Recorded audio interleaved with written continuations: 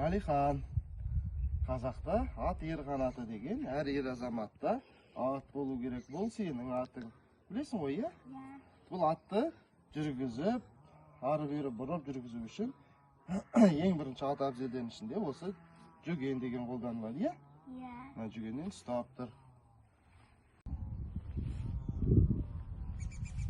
Бұл атты жылдам жүргізу үшін не болмаса мал бір нәрсе, жылқы бір нәрсе қуған кезде ұстап жүретін қамшы ұстай қойған. Бұл заты, Алихан, не қарап тұр? Бұл заты өмілдірік деп аталады, иә? Қазір атты ерттегеннен кейін көрсетемін. Бұл ердің артқа жылжып кетпес үшін қолданылатын заты. Бұл ер тоқым деп аталады.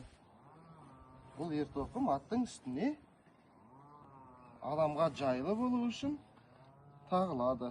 Түсіндің ғой, иә? Иә.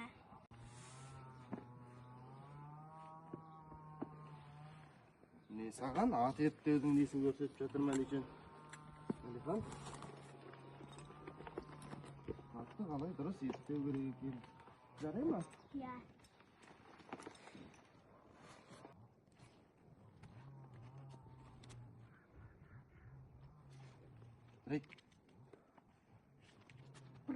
Бері кел балам.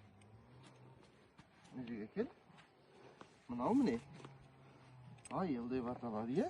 Бұл ерді аттың үстінде нық тұру үшін. Бұны тартып орнына салмасақ, аттың үстіндегі ер түсіп қалады. Бұны мықтап тартамыз.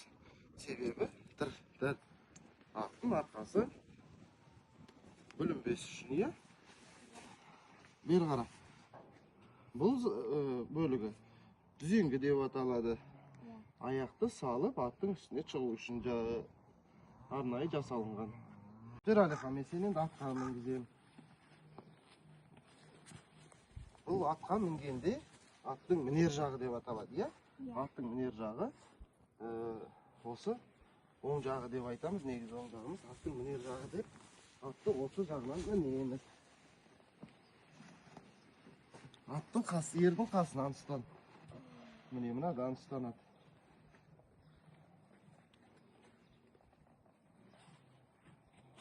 Мамаңа қара, жан жаққа қара.